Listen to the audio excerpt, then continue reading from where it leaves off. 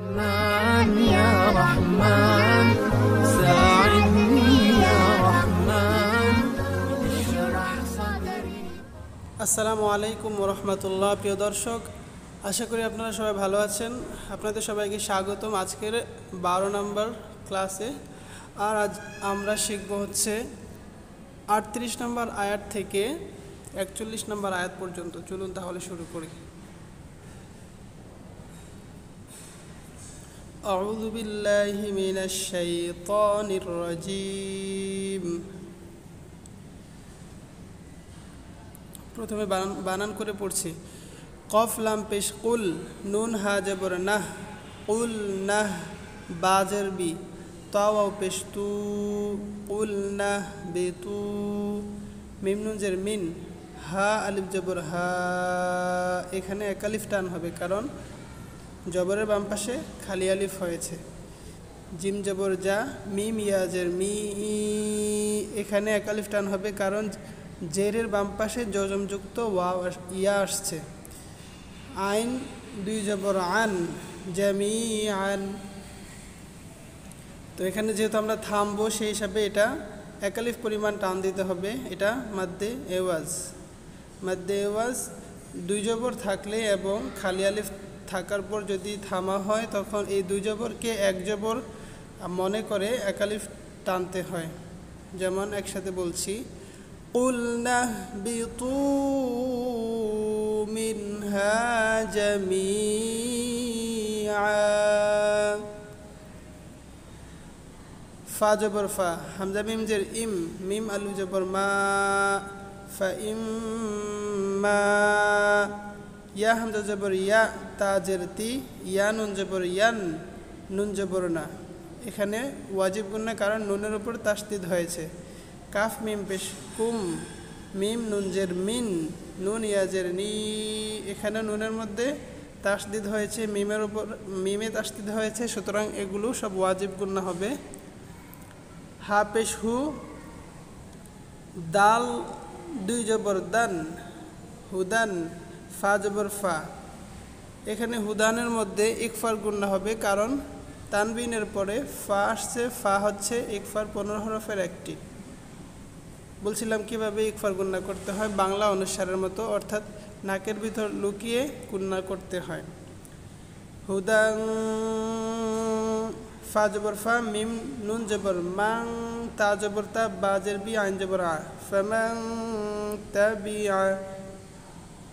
এখানেও ইকফার গুন্না হবে কারণ নুন সাকিনের পরে তা আসছে। ফাইম্মা ইয়াতিয়ান্নাকুম মিন্নি হুদান ফামান তাবিআ। তারপর বাকিটা বানান করছি। এখানে হা পেশ হু, দাল আলিফ জবর দা, ইয়া জবর ইয়া, হুদায়া। ফা জবর ফা, লাম আলিফ জবর লা, ফালা, খ ওয়াও জবর খাও, ফা দুই পেশ ফুন, খাউফুন। এখানে তানবিনের পরে আইন ইজহারের হরফ আসছে, যার কারণে এখানে গুন্না হবে না, স্পষ্ট করে তাড়াতাড়ি পড়তে হবে।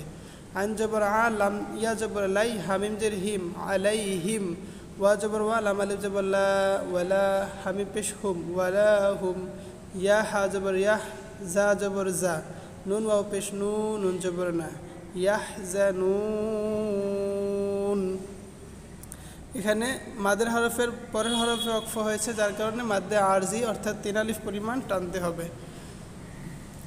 একসাথে আবার বলছি, কুলনা বিতু মিনহা জামিআ ফাইম্মা ইয়াতিয়ান্নাকুম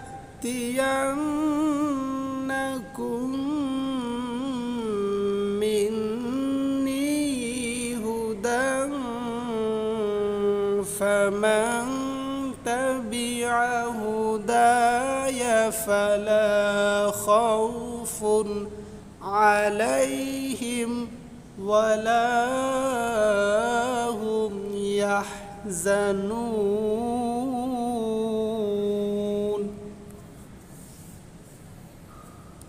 তারপরে ওয়া, লাম জবর ওয়াল, লাম জবর লা, ওয়াল্লা, জালিয়াজের জি, নুন জবর না, ওয়াল্লাযীনা কাফ জবর কা ফা জবর ফা র পেশ রু কাফারু ওয়া জবর ওয়া কাফ জাল জবর কাজ জাল জবর দা ওয়া কাযযা বা ওয়া পেশ বু ওয়া কাযযাবু। এখানে একালিফ টান হবে। একালিফ পরিমাণ টানগুলো আমরা অনেকবার বলেছি, তার কারণে এখন কম বলতেছি। বাজের বি হামজা খারা জবর আ একালিফ টান হবে, খারা জবর হলে একালিফ টানতে হয়।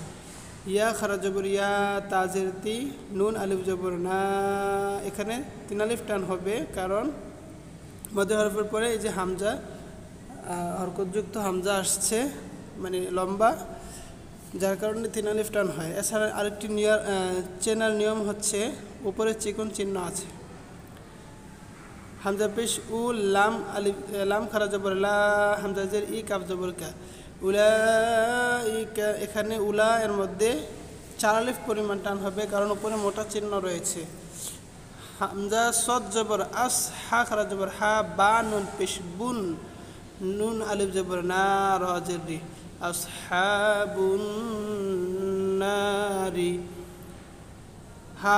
হামিম পেশ হুম ফা ইয়া জের ফি হা আলিফ জবর হা ফি হা খ খারা জবর খ লাম জের লি দাল ওয়া পেশ দু নুন জবর না খালিদুনা। এখন একসাথে সবটা বলছি। ওয়াল্লাযীনা কাফারু ওয়া কাযযাবু বিআয়াতিনা উলাইকা আসহাবুন নার হুম ফিহা খালিদুন।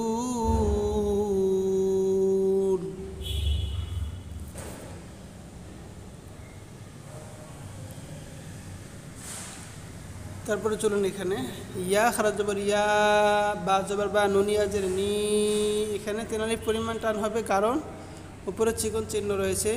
হামজা সিন জের ইস র আলিফ জবর র, হ্যাঁ র আলিফ জবর র, তবে এখানে 4 আলিফ টান হবে যেহেতু মোটা চিহ্ন রয়েছে। হামজা ইয়া জের ই লাম জবর লা ইস র ইলা, এখানে লামটা জালের সাথে মিলবে, সেই হিসাবে লাম জাল জবর লাজ কাফ পেশকু রাও পেশরু নুন আইন জের নিয়া নুন আইন জের নিয়া মিম জবর মা তায়া জের তি মিম জবর মা তা জের তি, শুধু এখানে ইয়া লাম জবর ইয়াল এখানে যুক্ত হবে। ইয়াটা এই লামের তাসদিদের সাথে তাসদিদযুক্ত হরফ লামের সাথে মিলিয়ে পড়তে হবে, তাহলে তা জের তি ইয়া লাম জবর ইয়াল লাম জবর লা তা ইয়া জের তি, এখানে 3 আলিফ পরিমাণ টান হবে, কারণ চিকন চিহ্ন রয়েছে। হামজা নুন জবর আন আইন মিম জবর আম তা পেশতু আন আম তু আইন জবর আ লাম ইয়া জবর লাই কাফ মিম পেশ কুম আলাইকুম ওয়া জবর ওয়া হামজা ওয়াও জবর আও ফা ওয়াও পেশ ফু ওয়া আউফু। বা জের বি আইন হা জবর আহ বি আহ দাল ইয়া জের দি, এখানেও 3 আলিফ পরিমাণ টান হবে, কারণ চিকন চিহ্ন রয়েছে। হামজা ওয়াও পেশ উ, এখানে 1 আলিফ টান হবে, পেশের বাম পাশে জজমওয়ালা ওয়াও আসছে। ফা জের ফি বা জের বি আইন হা জবর আহ দাল জের দি কাফ মিম পেশ কুম কু ফি বিআহদিকুম, যেখানে জিম থাকবে এই ছোট করে, সেখানে আপনারা চাইলে থামতে পারবেন। ওয়া জবর ওয়া হামজা ইয়া জের ই ইয়া আলিফ জবর ইয়া ইয়া জবর ইয়া ওয়া ইয়া ইয়া ফা র জবর ফার হা জবর হা বা ওয়া পেশ বু নুন জের নি ফারহাবুন। কোনো ধরনের কোনো সমস্যা বুঝতে সমস্যা হলে অবশ্যই কমেন্ট করে জানাবেন। এখন সম্পূর্ণ আয়াতটি একবার পড়ছি। ইয়া বানি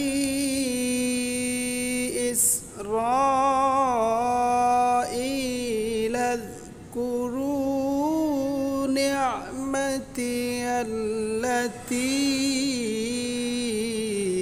আন'আমতু আলাইকুম ওয়া আউফু বিআহদি উফি বিআহদিকুম ওয়া ইয়্যায়া ফারহাবুন।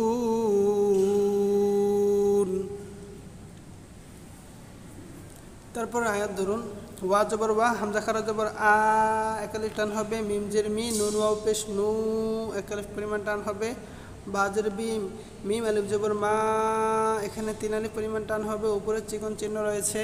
হামজা নুন জবর আং, এটা ইকফার গুণনা হবে, কারণ যা আসছে, যা হচ্ছে ইকফার 15 হরফের একটি হরফ।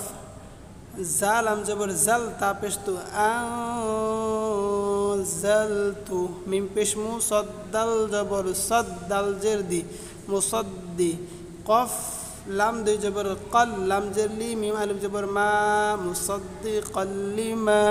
এখানে কফ এর উপরে তানবিন হয়েছে, তানবিনের পরে লাম আসছে, যার কারণে এখানে কোনো গুণনা হবে না। এটা ঈদগামে বেলা গুণনা, অর্থাৎ গুণনা ছাড়া দ্রুত মিলায় পড়তে হবে। মিম জবর মা, আইন জবর আ, কাফ মিম পেশ কুম, মা আ কুম, ওয়া জবর ওয়া, লাম আলিফ জবর লা, ওয়ালা, তা জবর তা, কাফ ওয়াও পেশ কু, নুন ওয়াও পেশ নু। এখানে চিকন চিহ্ন রয়েছে, সুতরাং 3 আলিফ পরিমাণ টান হবে। ওয়ালা তাকুনু, হামজা ওয়াও জবর আউ, ওয়া জবর ওয়া, আউ ওয়া, লাম জবর লা, আউ ওয়ালা, কাফ খারা জবর, কাফ আলিফ জবর কা, একালিফ টান হবে, ফা জের ফি, র দুই জের রিন, কাফিরিন, বা জের বি, হা খারা জের হি, বিহি। এখানে এই যে তানবিনের পরে বা আসছে ইকলাবের হরফ, তো যদি এরকম হয় তানবিনের পরে একটি ইকলাবের হরফ একটি বা যদি আসে, তাহলে ওই তানবিন অথবা যদি নুন সাকিনের পরে আসে তাহলে ওই নুন সাকিন, তাহলে কি হবে, তানবিন অথবা ওই নুন সাকিনকে ছোট্ট একটি মিম দ্বারা পরিবর্তন করে পড়তে হয়। যেমন কাফিরিম, কাফিরিম, এখানে মিম পড়তেছি, কাফিরিম বি। আশা করি বুঝতে পেরেছেন। তারপরে ওয়া জবর ওয়া, লাম আলিফ জবর লা, তা শিন জবর তাস, তা জবর তা, র পেশ রু, একালিফ পরিমাণ টান হবে, বাজের বি, হামজা খারা জবর আ, ইয়া খারা জবর ইয়া, তা ইয়া জের তি, বি আ ইয়া তি, সা জবর সা, মিম জবর মা, নুন আলিফ দুই জবর নান, নুন আলিফ দুই জবর নান। এখানে ইকফার গুণনা হবে, যেহেতু তানবিনের পরে কফ আসছে, তাহলে গুণনাটা কেমন হবে, সামানাং, কফ জবর ক, লাম ইয়া জের লি, লাম ওয়াও দুই জবর লাউ। এখানে হবে ঈদগামে বা গুণনা, কারণ তানবিনের পরে ওয়াও আসছে, ওয়াও হচ্ছে ঈদগামে বা গুণনার 4টি হরফের একটি, ইয়া মিম ওয়াও নুন, এর মধ্যে ওয়াও আসছে। ওয়া জবর ওয়া, হামজা ইয়া জের ই, ইয়া জবর ইয়া, আলিফ জবর ইয়া, ওয়া ইয়া, ইয়া জবর ইয়া, ওয়া ইয়া ইয়া, ফা তা জবর ফাত, তা জবর তা, কফ ওয়াও পেশ কু, নুন জের নি, ফাত্তাকুন। এখন সবটা আয়াত একসাথে বলছি। ওয়া আমিনু বিমা আনজালতু মুসাদ্দিকাল লিমা মাআকুম ওয়া লা তাকুনু আউওয়ালা কাফিরিম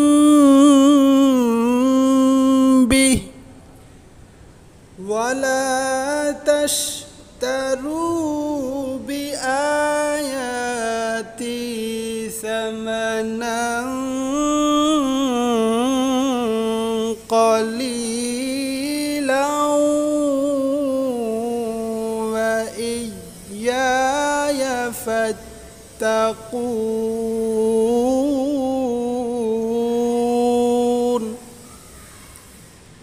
আজকের ক্লাসটি তাহলে এই পর্যন্তই। যদি বুঝতে কোনো সমস্যা হয়ে থাকে তাহলে অবশ্যই কমেন্ট করে জানাবেন, অথবা আপনাদের কোনো পরামর্শ থাকলে তাও জানাতে পারেন। ভিডিওটি ভালো লাগলে শেয়ার করে বন্ধুদেরকেও দেখাতে পারেন। আল্লাহ হাফেজ।